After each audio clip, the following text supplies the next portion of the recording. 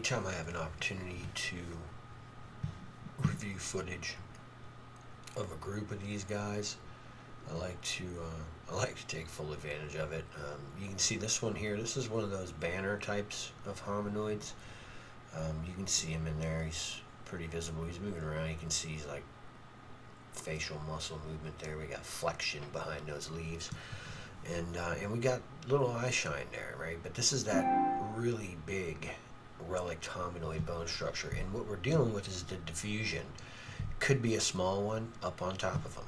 They're communal. This is how they're congregated in their current living state and in the spaces they're allowed to exist. You can see here when the light changes, we get a different look on that nose. That's what the diffusion is doing to human perception. Plainly see that's a big hominoid in there. He looks kind of like the Green Goblin, like maybe those South American people might just have some stuff in the bushes just like us, you know? There might have been a spin put on that whole thing. I don't see how this could be different anywhere else. You can see this thing's moving there. We got flexion in the nostrils, and again the mouth movement, right? So this is that banner type that I've seen. Only this guy's pretty large. We're going to take a look and try to get kind of an estimate on distance here. So I'm changing the crop. You can see what I'm doing here. I would estimate that he's about 75 to 80 yards from me is my guess. And I'm going to take a wild guess here and say that thing's 10 or 11 feet tall. It could be larger than that. You can see it plainly right here, man. And this is what we're dealing with. This is what I call and have coined based on the data, the colorless people, achromatons. And this guy right here is not green. He's colorless. What does that mean? If he walks out in direct sunlight and it's bright overhead, noonday high, look at that eye shine coming through there. You're going to see something that looks like biblical descriptions. A being that shines, or in past tense, it shone like the sun. That's what people are going to say. That these are the angels. I saw an angel. It's just what the Bible said. Watch.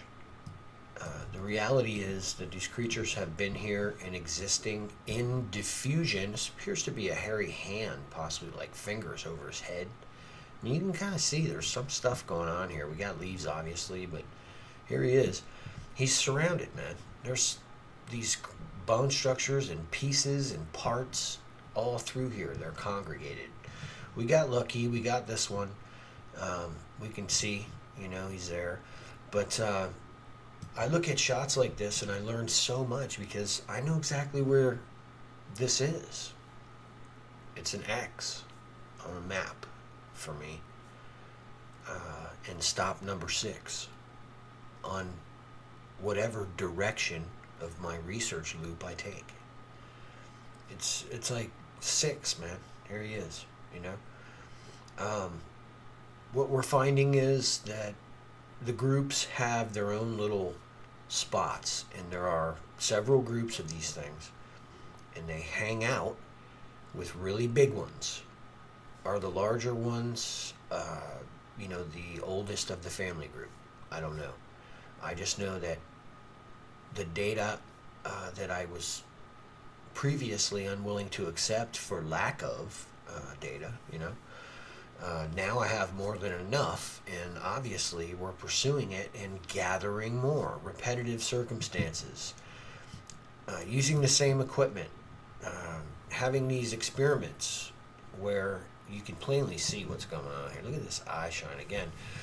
We're dealing with repetitive data. This isn't a situation where we have to rely on belief, man. This is like frame 6,457,000 of these creatures. I mean, it's like ridiculous, right? So I value what we do to the extent that I will continue here. And what I'm telling you is that what we're seeing is consistent up the eastern seaboard, at least, and from the descriptions of eyewitnesses that I've taken and the little bit of travel that I've done in the Pacific Northwest, This is consistent there as well.